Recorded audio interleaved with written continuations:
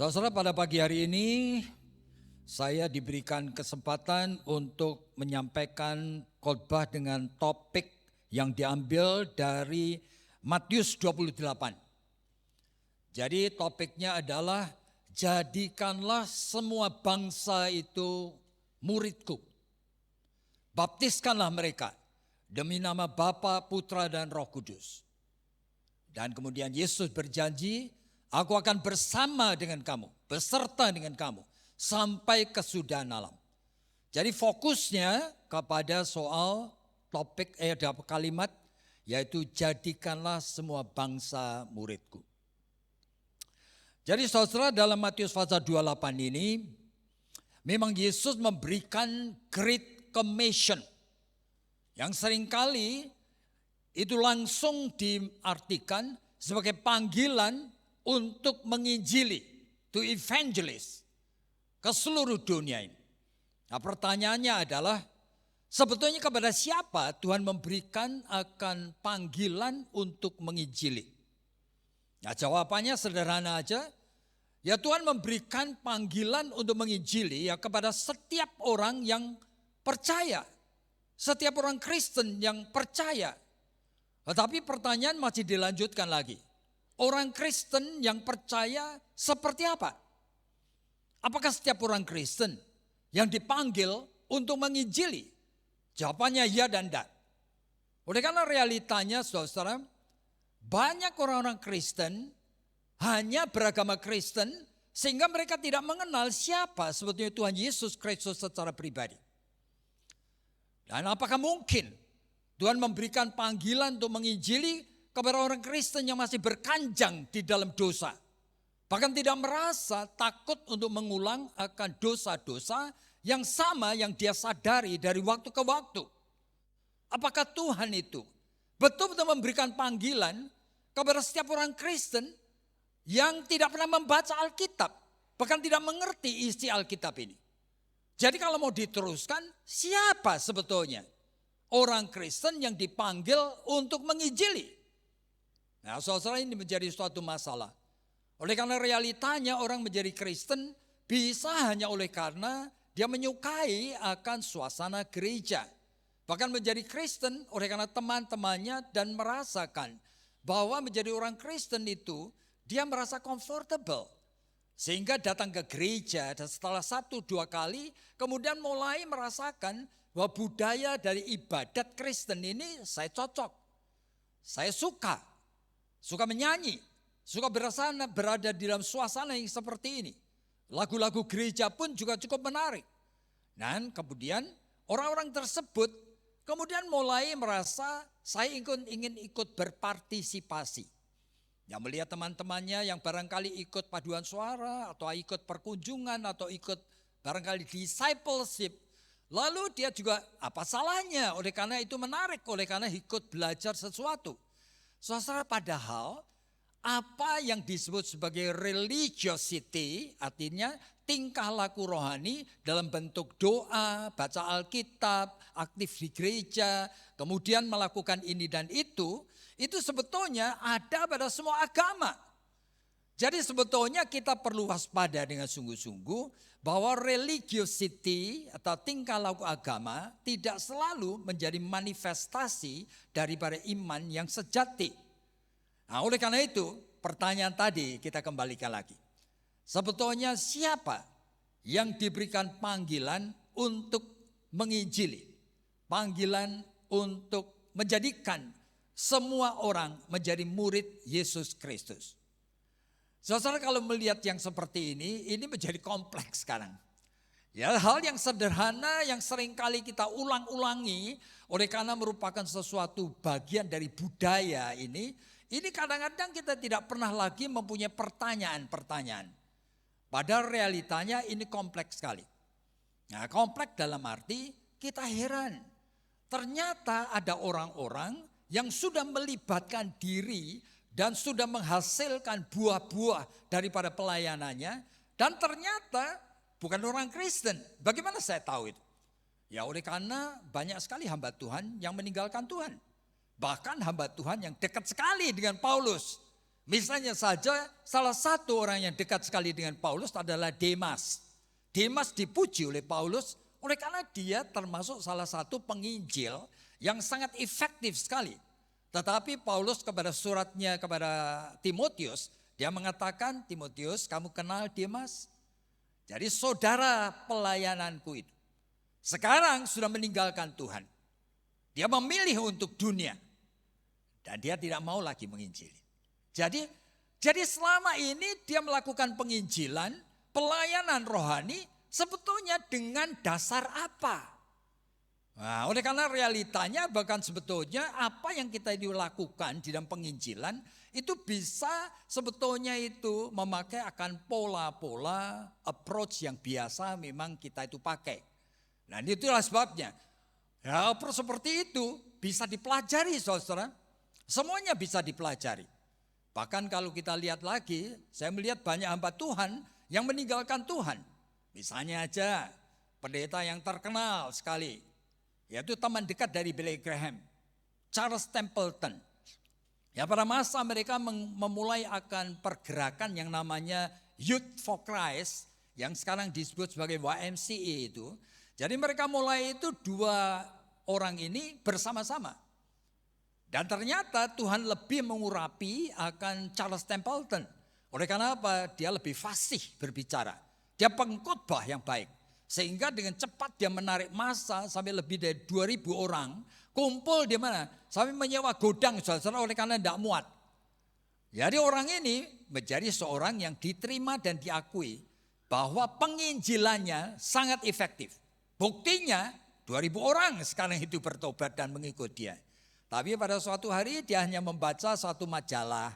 Majalah itu di Amerika itu sampai sekarang masih ada namanya Life Magazine.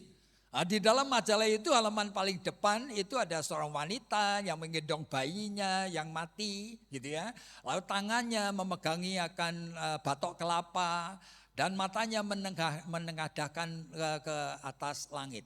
Lalu ada tulisan di situ. Kapan hujan turun?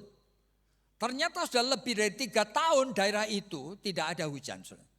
Sehingga kelaparan dan efeknya begitu penyakit itu macam-macam, banyak orang yang mati di pinggir jalan dan sebagainya. Ya itu yang terjadi. Ternyata kekeringan dan tidak ada tanda petik, tanda-tanda hujan akan turun. Nah, halaman di dalamnya gitu ya. Kemudian dilihat, oh ada juga foto-foto macam-macam. Sampai foto seorang anak yang kurus kering gitu ya. Lagi duduk itu menunggu mau jatuh begitu. Di belakangnya ditungguin beberapa ekor burung gagak. Berarti menunggu sampai anak ini jatuh dan mati. Nah, nanti dimakan burung gagak. Melihat itu. Yang pertama kali muncul dalam pikiran Charles Templeton ini, seorang pendeta besar ini. Apa? Tuhan itu ada apa enggak? Kalau Tuhan ada, Tuhan itu Tuhan mengasihi apa enggak? Jadi selama ini aku tuh berasumsi, percaya. Itu artinya saya hidup melibatkan diri dengan suatu kepercayaan bahwa Tuhan itu ada dan Tuhan itu hidup.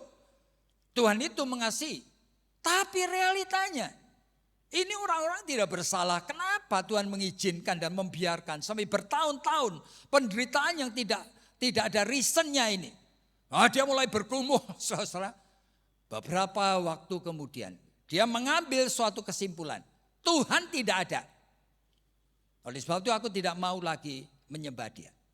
Nah, khotbah yang terakhir dia muka mimbar seperti ini. Dia ngomong tema khotbah hari ini adalah farewell to God. Selamat tinggal Tuhan.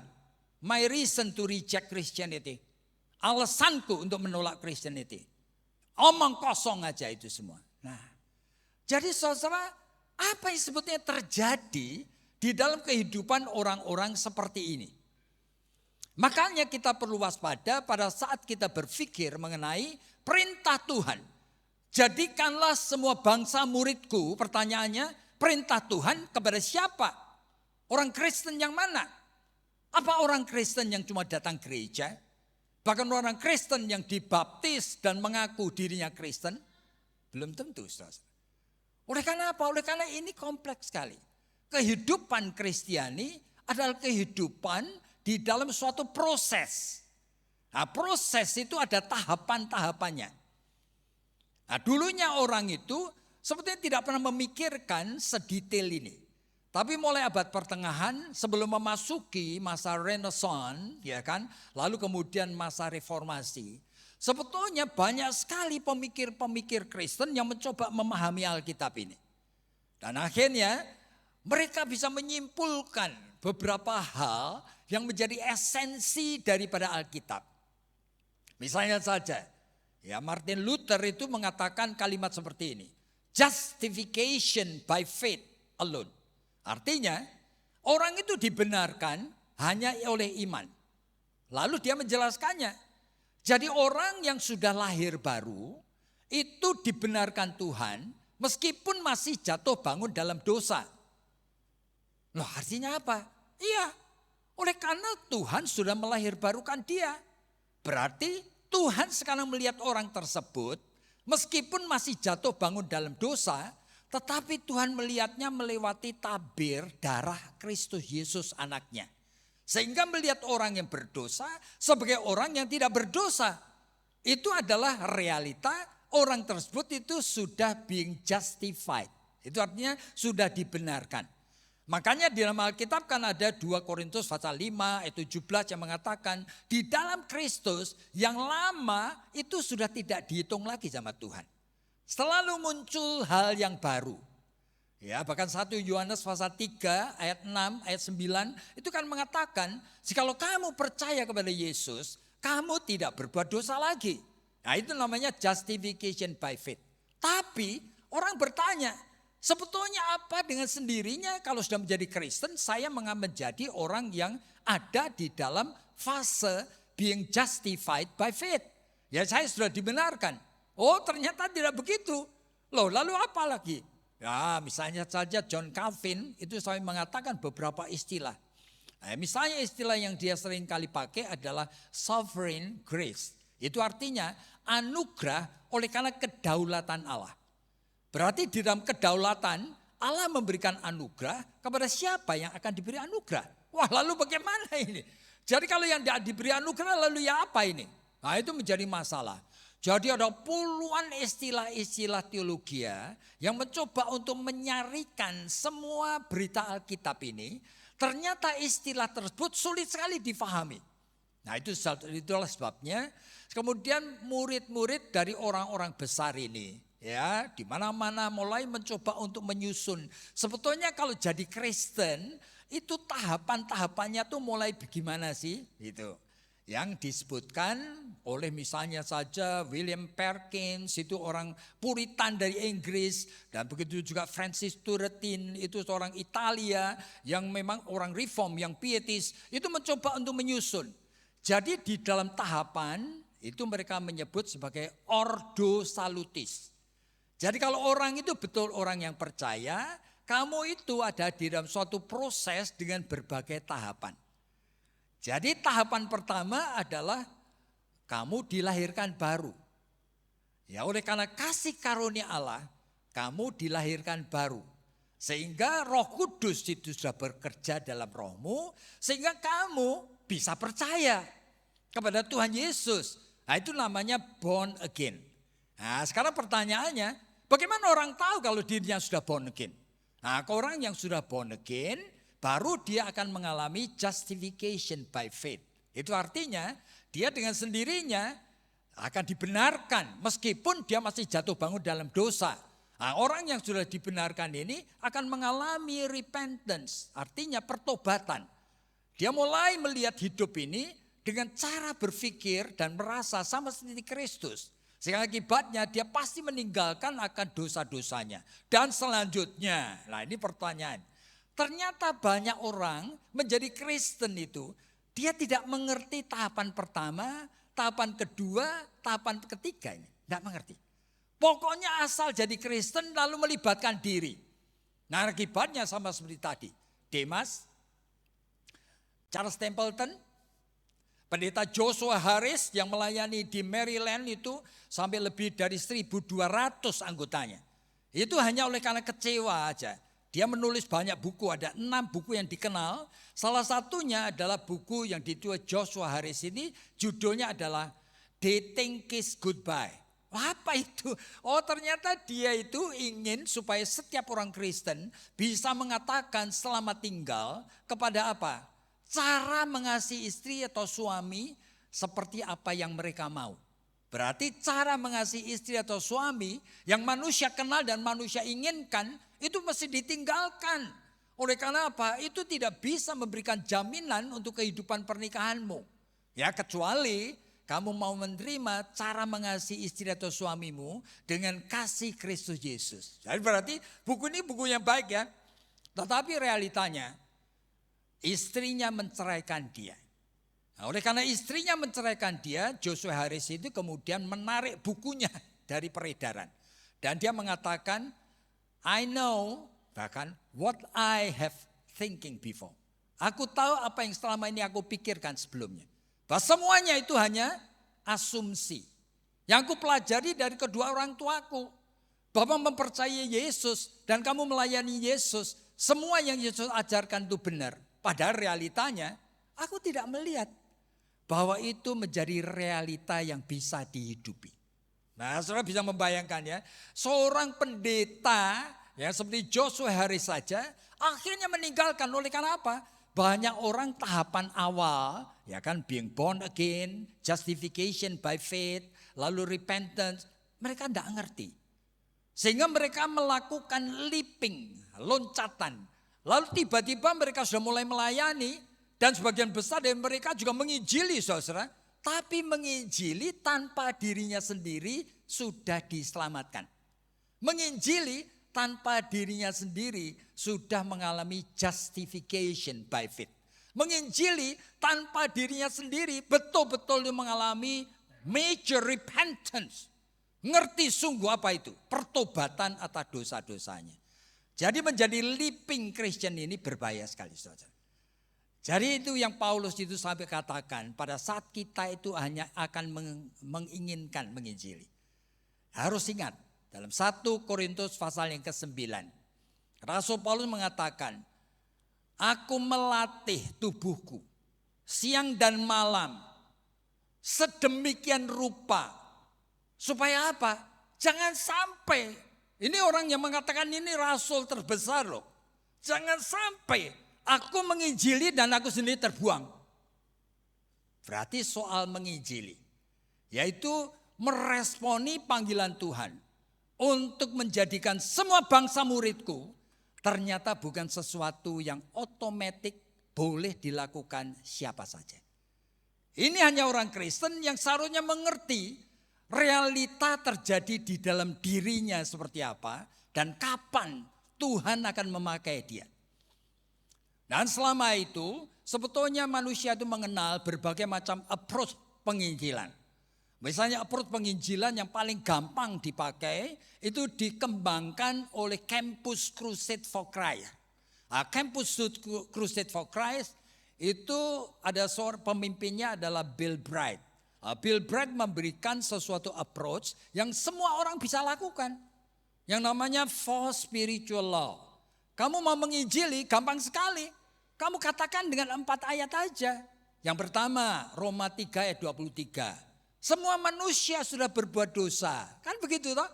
Gampang sekali. Lalu Roma 6 ayat 23. Dan upah dosa adalah kebinasaan. Nah, jika kamu ingin lepas dari kebinasaan, Tuhan mengulurkan tangan. Yaitu kita memberikan ayat yang ketiga. Yaitu Yohanes pasal 3 ayat 16. Karena demikianlah besar kasih Allah. Sehingga dia memberikan anaknya yang tunggal. Supaya barang siapa yang percaya kepadanya jangan binasa. Baru langkah yang keempat diberi. Yaitu apa? Kisah Rasul-Rasul 16 ayat 31. Percayalah kepada Tuhan Yesus. Kamu akan diselamatkan. Gampang sekali ya. Akhirnya penginjilan itu meledak kemana-mana. Tetapi efeknya. Nah ini masalah. Sampai banyak orang itu luar biasa marahnya kepada orang-orang Kristen. Yang saya ingat itu ada seorang teman dari Jawa Tengah.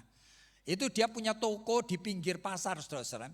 Ya, tacik-tacik ini begitu inginnya yang bekerja untuk Tuhan. Setiap hari di pasar itu dia bagi traktat dan dia menginjili. Pada suatu hari apa yang terjadi? Ternyata lebih dari 50 orang itu datang ke rumahnya, mau bakar rumahnya. Oleh karena apa? Ini mengkristenisasi pasar di kota ini. Bayangin. Oleh karena apa? Oleh karena tidak wise. Ini penginjilan itu bukan impulsivity, ya kan? Bukan hanya oleh karena saya mau, saya terbeban, saya pengen sekali untuk bisa dipakai oleh Tuhan. Bukan itu, saudara-saudara. Jadi akibatnya approach yang dikembangkan oleh Bill Bright itu kemudian direvisi. Oleh siapa? Namanya pendeta Presbyterian dari Coleridge itu membuat suatu approach yang judulnya adalah Evangelism Explosion. Di dalam approach yang seperti itu, James Kennedy itu kemudian mengatakan orang Kristen yang boleh menginjili hanya orang Kristen yang born again, betul-betul sudah diselamatkan, sudah dilahirkan baru dan hidup dalam iman kepada Tuhan Yesus. Nah, iman itu apalagi menjadi masalah toh? Saudara ingat bukan? Banyak orang yang sudah terlibat di dalam kehidupan rohani, tapi iman itu kan pernah saya di tempat ini mengatakan ada seorang yang bernama James Fowler itu dari Emory University di Amerika. Dia membuat suatu riset dan menemukan orang Kristen itu terjadi macam-macam imannya. Ada iman itu levelnya 0, level 1, 2. Apa itu? Ya 0 itu orang Kristen yang namanya undifferentiated faith. Itu artinya apa? Orang Kristen tapi tidak ngerti ke gereja untuk apa. Di gereja dia cuma main HP, ya kan? Lalu kalau ada kebaktian kemudian dengerin khotbah dia tertidur. Jadi sebetulnya kalau ditanya ngapain kamu ke gereja, ya enggak tahu juga tujuannya apa. Yang kamu cari apa juga enggak ngerti, yang kamu butuhkan apa enggak ngerti. Pokoknya ada suatu perasaan memang harus datang gereja. Itu namanya orang undifferentiated faith. Apakah orang ini orang beriman? Ini level 0. Kalau levelnya lebih baik lagi dikit. Fowler itu menemukan orang tipe intuitive projective faith. Itu artinya orang Kristen yang punya feeling, seneng ke gereja. Sekarang kalau ditanya dia ada reasonnya. Ya aku ke gereja seneng karena apa? Teman-teman baikku ke gereja. Oh gitu. Habis ke gereja barangkali janjian untuk makan cari lunch. Makan siang bersama-sama. Seneng aku. Jadi hari Minggu itu liburan aku seneng ke gereja ketemu teman baik. Kemudian makan siang begitu. Jadi dia ke gereja itu sebetulnya yang disenengin. Sebetulnya bukan firman Tuhan. Bukan mencari Tuhan. Bahkan dia tidak pernah membaca Alkitab. Tapi yang disenangi ada sesuatu yang seperti itu. Barangkali lagu-lagu gereja. Barangkali oleh karena dia seorang pemain piano. Dan kebetulan gereja butuh pemain piano. Gitu ya. Dan dia senang karena apa? Dihargai dia main piano. Barangkali sebulan dapat giliran 1 kali. Dia senang ke gereja karena apa? Saya dihargai. Saya suka main piano. Jadi orang Kristen rasanya melayani betul ini ya. Tetapi motivasinya kalau mau ditanya, yuk baca Alkitab enggak sih? Enggak pernah baca Alkitab. Lalu gimana ini? Tapi melayani seperti itu. Nah itu namanya intuitif. Ini ya. Orang Kristen yang intuitif projective faith-nya. Tapi lebih baik lagi dikit. Ya lebih hebat lagi nih. Orang Kristen yang namanya mythical literal. Itu artinya orang Kristen yang memang sudah tahu sekarang. Literally dia tahu. Kenapa jadi Kristen? Ya aku butuh Tuhan. Apa itu butuh Tuhan? Habis kalau aku sakit aku doa sama siapa? Gitu. Kalau aku tuh ingin supaya tanda petik tokoku itu laku maju. Aku minta sama siapa? Kalau aku pengen supaya dapatkan menantu yang baik. Aku minta sama siapa? Oh jadi gitu. Orang mythical itu isi doanya minta-minta terus. Aku butuh Tuhan untuk menolong aku. Tapi aku tidak pernah ada waktu cari Tuhan. Dia cuma tekun doa. Nah sekarang apalagi kalau disebut mamaku kena cancer. Tiba-tiba bukan doa tak loh. Puasa dia. Doa dan puasa barangkali berminggu-minggu. Semua orang sampai pembantu rumah tangganya mungkin kaget-kaget. Waduh saleh banget ini nyonya rumah ini. Tetapi isinya adalah seperti itu.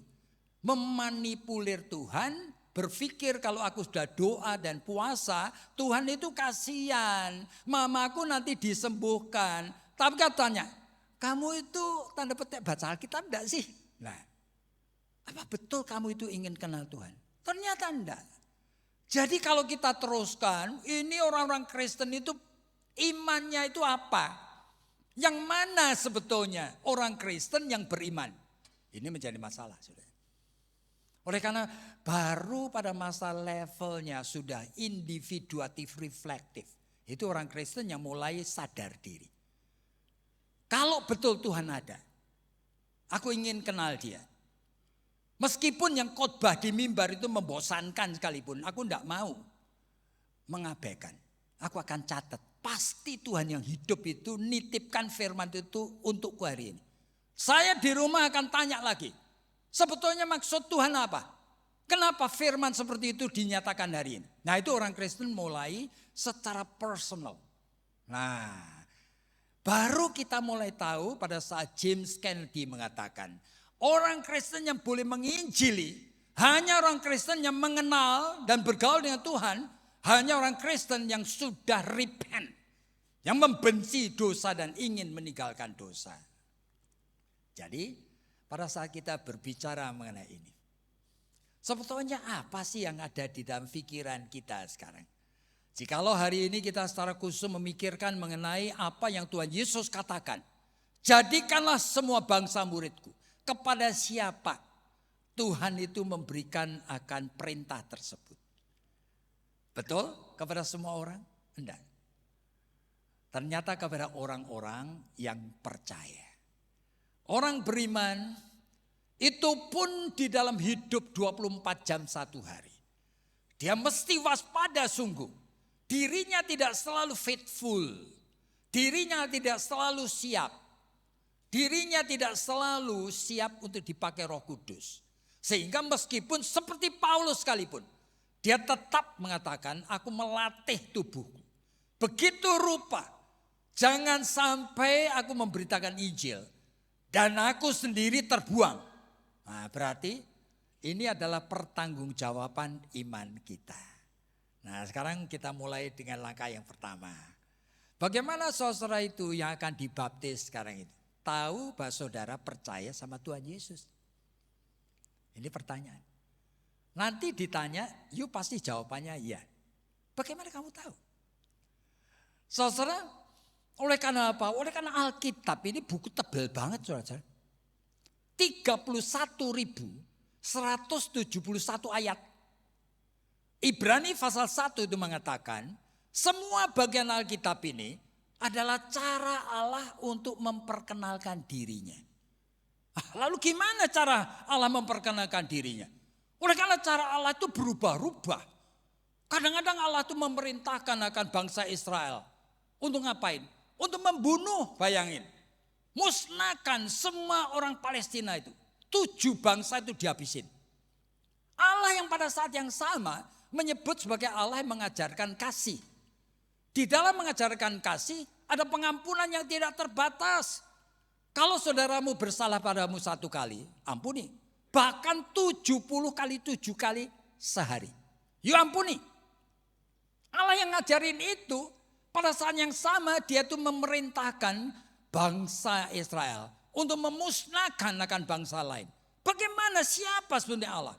Apa yang ada dalam pikiran Allah? Waduh, dengan ayat-ayat yang begitu banyak itu, kita melihat sebetulnya ada suatu proses yang makin lama itu makin dijelaskan. Tapi semakin dijelaskan bukan lalu kita itu semakin ngerti. Ternyata Allah yang kita sembah ini tetap misteri saudara. Yesaya pasal 45 itu mengatakan, memang Allah yang kita sembah itu adalah Deus absconditus. Itu artinya apa? Allah yang sembunyi. Bayangin saudara. Pada suatu hari saya ketemu seorang alumni sekolah saya. Jadi pendeta sudah 10 tahun dia. Lalu ngomong-ngomong makan siang saya ngomong, kali ini kita jangan kongko-kongko aja ya. Bagaimana kalau kita bicara mengenai Alkitab? Dia ketawa, boleh Pak. Saya tanya, ada 4 tadi, for spiritual law. Kamu masih ingat? Kisah Rasul-Rasul pasal yang ke-16 ayat 31. Coba sebutkan. Langsung dia ngomong, percayalah kepada Tuhan Yesus. Kamu akan diselamatkan. Kamu dan seistri rumah tanggamu. Saya mengatakan bagus. kamu apa? Saya mau tanya, kamu sebagai pendeta, kalau ada jemaatmu yang nanya kepadamu, percaya kepada Tuhan Yesus itu apa sih? Gimana caranya saya tahu saya percaya Tuhan Yesus? Coba tolong jelaskan. Tiba-tiba mukanya merah, saudara. Nggak bisa jawab, saya sampai ulangi. Yuk pendeta loh. Ini pertanyaan basic sekali. Percaya sama Tuhan Yesus itu apa? Gimana kamu tahu kamu percaya? Bayangin. Saudara tahu Allah kita yang disembah ini misterius sekali. Tidak ada Allah di dunia itu memperkenalkan diri sebagai Bapa, Putra, Roh. Nah, saudara-saudara kalau lagi ngomong-ngomong kepada Tuhan, di dalam doamu, yuk ngomong kepada Bapa. Boleh ngomong sama Bapa di surga. Lalu terbayang itu Allah yang rambutnya putih gitu, yang sudah tua itu. Lalu boleh enggak saudara itu doa sama Tuhan Yesus? Yuk ngomong apa sama Tuhan Yesus? Terbayang apa di dalam imajinasimu itu adalah wajah Yesus seperti di dalam buku sekolah minggu itu. Benar, itu Allah. Boleh enggak kamu itu ngomong-ngomong sama Roh Kudus? Bayangin saudara. Ini tuh confusing. Jadi pada saat yang sama Yesus itu adalah Allah. Lalu bagaimana kita ini? Saudara, makanya pada abad yang ketiga itu Kaisar Konstantin dari Romawi itu menyuruh semua bapak-bapak gereja itu kumpul. Ya, kumpulnya tahun 325 itu di Nisea. Untuk apa? Jelaskan Alkitab ini loh. Allah yang kita sembah itu siapa sih? Akhirnya lahirlah 12 pengakuan iman kita. Tapi cuma nomor 1 sampai 7. Oke? Nanti berapa tahun lagi muncul pertanyaan lagi, sebetulnya Roh Kudus itu Allah atau bukan sih? Oleh karena apa? Gereja Barat dan Timur itu sudah pecah saat itu. Nah, gereja Timur itu percaya bahwa Roh Kudus itu dihembuskan keluar dari Allah Bapa, tapi juga diutus oleh Yesus. Lalu gimana menjelaskan? Terpaksa mereka kumpul lagi di dalam konsili yang namanya konsili Konstantinopel. Nah, hasilnya setiap minggu saudara itu mengakuinya 12 pengakuan iman rasuli. Pertanyaannya, ngerti saudara? Ini masalah. Nanti berapa tahun lagi muncul lagi pertanyaan. Di dalam 12 pengakuan iman rasuli kok ada perkataan seperti ini? Dilahirkan dari anak darah Maria. Jadi boleh enggak kita memanggil Maria itu Theotokos? Itu artinya apa? Mamahnya Allah. Boleh. Oleh karena gereja Katolik sampai sekarang masih menyebut Theotokos. Terpaksa kumpul lagi di Efesus untuk membahas gimana kita mengenal Allah. Kok punya ibu, nitip anak, gimana? Padahal anak kan enggak punya anak gitu. Lalu gimana kita ini? Nah, nanti berapa tahun lagi muncul lagi pertanyaan. Yesus itu inkarnasi dari firman. Itu 50% manusia, 50% Allah. Atau 100% manusia, 100% Allah. Gimana? Oleh karena apa? Muncul suatu pandangan yang namanya monofisit. Yesus itu satu zat. Terpaksa kumpul lagi. Kumpul di mana? Di Kalsidon. Ini terus berpuluh-puluh kali. Bisa mengerti orang dan bisa mengenali Allah? Tidak pernah bisa. Mencoba untuk menjelaskan. Tidak pernah bisa. Paulus pernah mengatakan di dalam 1 Korintus pasal 2 ayatnya ke-9. Memang segala sesuatu yang Allah singkapkan tidak pernah ada dalam pikiran manusia. Tidak pernah ada di dalam hati manusia. Oleh sebab itu, jikalau saudara bisa percaya, itu bukan oleh karena saudara menemukan alasan percaya. Bahkan jikalau kalau saya tanya, you percaya pada Tuhan Yesus? Kenapa? Oleh karena Tuhan Yesus baik. Yang mana baik? Baiknya apa? You tidak mungkin bisa jawab. Oleh karena apa? Tuhan Yesus seringkali di mata manusia loh ini, sesuai dengan pikiran manusia loh ini, Tuhan Yesus itu tidak baik. Bayangin. Oleh karena apa? Tuhan Yesus itu kadang-kadang tingkah lakunya tidak masuk akal bagi kita. Dia ngajarin hal yang baik. Dia pergi ke halaman bait Allah, ngapain? Dia marah. Di dalam keadaan marah, Yesus itu mengambil tali, jadikan cemeti. Dan dia ngusir akan pedagang-pedagang dan binatang-binatang. Plus dia ngapain? Memutar balikkan kursi dan meja, saudara. Saya kalau belajar psikologi, kita hanya bisa menarik kesimpulan yang negatif. Itu perbuatan orang yang uncontrollable. Nah, bayangin ya. Masa Yesus itu yang kita katakan baik itu? Nah, saudara bisa membayangkan di dalam Lukas pasal 14 dia mengatakan, jikalau kamu tidak membenci bapakmu, ibumu, saudaramu laki-laki, saudara perempuan, kamu tidak mungkin menjadi muridku. Betul? Ini. Pada pihak yang lain itu dia mengatakan, kalau kau mengasihi musuh. Tapi ada ayat, terjemahnya tidak keliru loh. Jikalau kamu tidak membenci bapakmu dan ibumu. Oleh karena apa? Baru kita pahami jikalau kita pahami bagian-bagian lain dari Alkitab. Seolah-olah Yesus mau mengatakan, kamu berpikir bisa mencintai mamamu. Cinta yang paling sempurna terhadap mamamu. Tidak pernah bisa membebaskan mamamu dari dosa. You mau pelihara cinta kayak gitu? You mesti benci cinta itu. Dan terimalah cinta yang aku berikan kepadamu.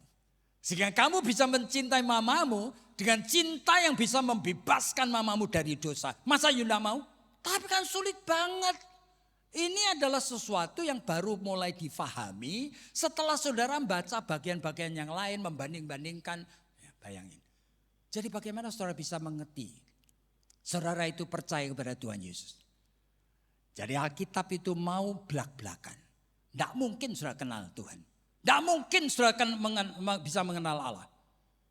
Oleh sebab itu Allah memberikan kelahiran baru, anugerah. Yang tidak mungkin menjadi mungkin. Roh Kudus sekarang itu hadir di dalam jiwamu. Dan memperbarui rohmu. Sehingga saudara itu mulai bisa percaya. Lalu tandanya apa? Tandanya apa? Saya pergi ke 5 sekolah teologi. Saya selalu nanya kepada dosen saya. Dan maaf ya, dari 5 tidak pernah ada bisa menjawab. Semuanya cuma mengatakan, mengulang selalu kata-kata dari Alkitab. Bukankah sudah dikatakan percayalah pada Tuhan Yesus? Ya saya tanya, percaya itu apa? Gimana saya tahu saya percaya? Ya, bukankah di dalam Roma pasal 10 selalu mengatakan begitu? Jikalau kamu mengaku dengan mulutmu dan percaya dalam hatimu, kamu sudah selamat. Bagaimana aku tahu bahwa aku itu di dalam hati itu betul-betul percaya? Hati manusia itu aneh sekali, saudara. Jadi saudara sampai yang terakhir saya tetap tidak mendapat jawaban. Ya, pada suatu hari saya baru mulai belajar sesuatu. Setelah saya belajar dari Søren Kierkegaard. Tidak sengaja. Orang teolog dari Denmark. Yang dia itu mengatakan kalimat seperti ini. Allah kita ini tidak bisa dikenal. Percuma kamu mencoba kenal dia. Tidak mungkin kenal. Oke? Tapi meskipun Allah tidak bisa dikenal. Allah bisa dialami. Wah, kaget saya. Jadi meskipun tidak bisa kenal, kita bisa mengalami. Apa itu? Dia mengatakan jikalau di dalam jiwamu ada kehadiran kasih karunia Allah. Yang sebetulnya aneh sekali. Istilah dari Kierkegaard itu adalah kasih karunia Allah yang disebut Angst. Dalam bahasa Jerman, A-N-G-S-T. Angst. Apa itu? Itu adalah kegelisahan tidak bisa dipadamkan. Jikalau you mendapatkan kasih karunia, maka saudara punya kegelisahan rohani yang tidak bisa dipadamkan. Yaitu kegelisahan untuk apa? Saya pengen kenal Allah. Nah, suatu hari saya membaca tulisan dari C.S. Lewis. C.S. Lewis itu seorang lahir dari keluarga Kristen, saudara. Tapi mengambil keputusan pada masa remaja, saya mau menjadi ateis saja. Oleh karena melihat gereja-gereja itu, Inggris itu munafik aja. Gitu. Nah, dia sebagai orang ateis. Tapi dia orang pinter.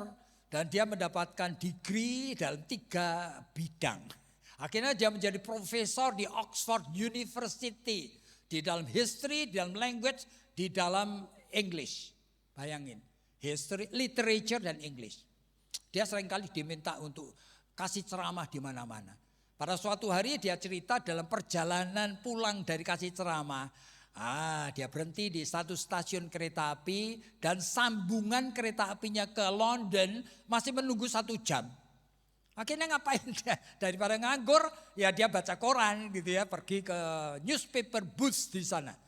Ketika dia dekat di sana dia heran, tukang jual koran ini juga jual buku bekas, ditaruh di lantai gitu. Ada yang cuma 5 sen gitu ya, karena buku yang sudah kuning, ada yang sobek. Tapi dia amati buku bekas ini, loh kok ada nama yang dia tahu, George MacDonald. Tapi bukunya enggak punya. Dia lihat-lihat buku ini, judulnya aneh sekali. George MacDonald menulis buku bukan fantasy pakai F, tapi PH, fantasies. Wah, dibeli aja. Sambil duduk nunggu, ini. Ternyata MacDonald ini orang Kristen. Dia mengutipin ayat-ayat Alkitab. Gitu ya. Lalu C.S. Lewis itu mengatakan, aku heran, aku profesor dari bidang English, Literature, and History. Tapi tidak make sense. Ayat-ayat Alkitab ini ngapain? Gitu, untuk apa? Itu. Tapi angst, ternyata dia punya itu. Ada sesuatu yang tidak bisa dimatikan. Antara jengkel, frustrasi gitu ya. Anxious sekali. Akhirnya sampai pulang ke London tidak bisa tidur dia. Sepanjang malam pikirannya, ayat itu untuk apa sih, omongan kayak gitu gunanya apa? Akhirnya pagi hari dia pergi ke toko buku Kristen, dia beli Alkitab. Dia baca sendiri, nggak make sense. Gunanya apa? Gitu ya. Buku kayak gini itu gunanya apa? Gitu. Tapi angst itu nggak bisa dimatiin. Sampai malamnya, besok dia kembali lagi ke toko buku Kristen. Dia ngapain? Beli commentary, tafsiran. Lah sekarang sudah ada logikanya. Tapi tetap baginya nggak make sense. Gunanya apa ayat-ayat kayak gini ini? Nggak ngerti dia. Berhari-hari. Suatu hari dia akhirnya ngapain? Saya akan tanya pendeta aja. Ya pendeta yang dia kenal baik itu adalah Archbishop Canterbury. Archbishop Canterbury itu kalau di London, di Inggris, kada orang raja ratu dinobatkan, itu yang gini ini itu adalah Archbishop Canterbury, saudara. Itu orang top. Dia kenal baik. Dia tanya, ya sir, ya, apa kamu ada waktu?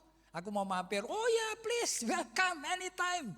Ya kenal, lalu ternyata C.S. Lewis membawa satu list pertanyaan.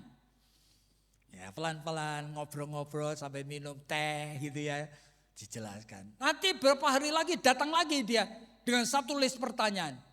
Nanti berapa hari datang lagi. Dan kemudian setelah beberapa minggu. Ini yang C.S. Lewis ngomong, aku tidak tahu. For my surprise, aku sendiri heran. Aku ada perasaan aku kenal Yesus. Rasanya aku familiar sekali dengan dia. Dan lebih lagi yang aku tidak bisa hindari. Kenapa aku menyukai dia dan I love him. I want to worship him.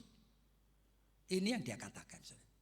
Sesuatu yang tidak pernah dia pikirkan sebelumnya. Seorang profesor. Begitu dia itu melayani kehadiran angst tadi.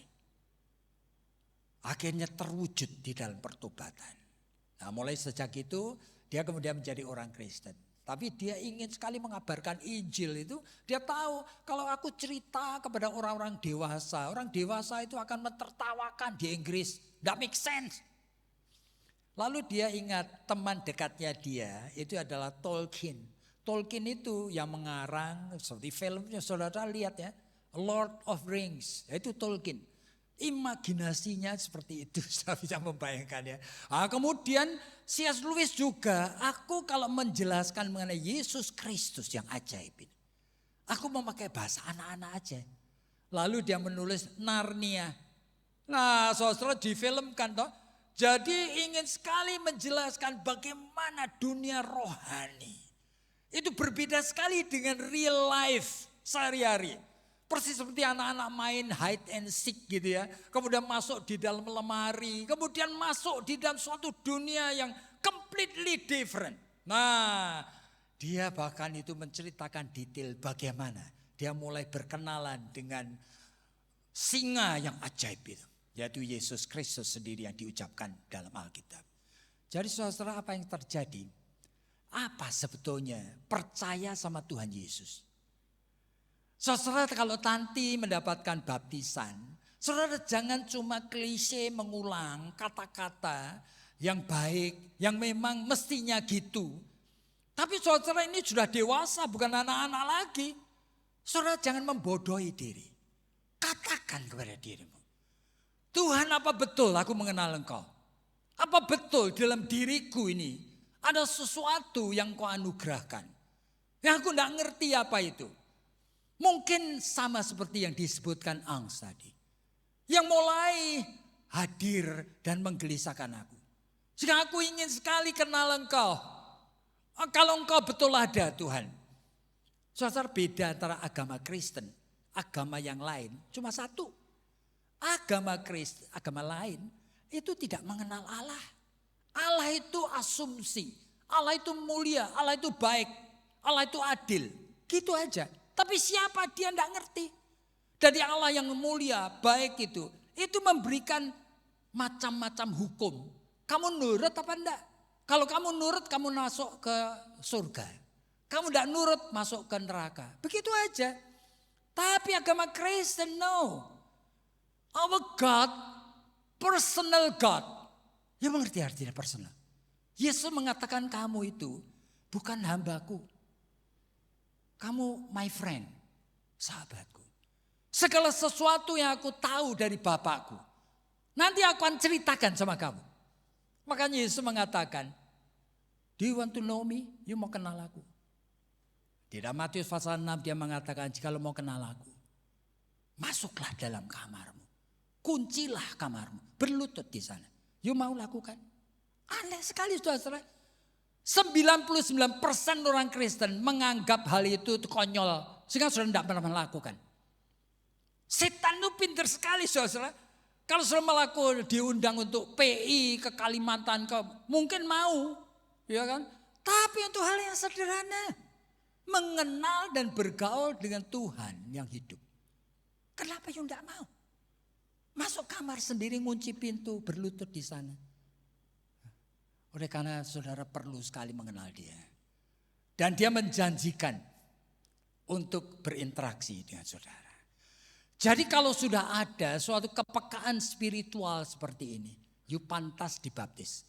Tapi kalau belum, saudara mesti minta. Oleh karena jangan sampai kita hanya menjadi kumpulan daripada orang-orang beragama. Yang nantinya saudara nanti melakukan macam-macam kegiatan agama termasuk penginjilan. Yang pada akhirnya saudara sendiri mungkin terbuang. Sama seperti Paulus tadi yang mengingatkan. Jadi saudara hari ini sebelum saudara menimbakan baptisan. Mari kita itu mengenali kondisi hidup kita sendiri. Dan kita mulai berani mengatakan, Tuhan kalau betul Engkau ada, aku akan mencari Engkau. Akan bergaul, berkenalan dengan Engkau. Dan seluruh jalan hidupku ini, aku serahkan untuk Engkau tuntun. Sehingga kapan aku menginjili, kepada siapa aku menginjili, Engkau yang memberikannya. Di dalam 2 Timotius pasal 4, para Rasul Paulus mengatakan, hendaklah engkau memberitakan firman. Baik tidak baik waktunya. Berarti kapan saja. Tapi pada saat yang sama, Matius pasal yang ke-7 kan mengatakan, pada saat memberitakan firman, ingat jangan membuang mutiara pada babi. Maksudnya apa? Bukan menghina orang babi loh. Tapi cuma mengatakan ini terlalu berharga firman. Jangan kamu campakkan kepada orang yang tidak siap. Nanti akan dihina. Nama Tuhan nanti diejek-ejek. Oleh sebab itu setiap orang yang memberitakan firman adalah orang yang sudah percaya kepada Tuhan. Sudah mulai bergaul dengan dia. Dan Tuhan yang nanti akan menuntun kapan. Barangkali kepada pembantu rumah tangga. Barangkali kepada tetangga. Saudara berdoa supaya Roh Kudus yang menuntun kita. Mari kita tunduk kepala dan kita berdoa.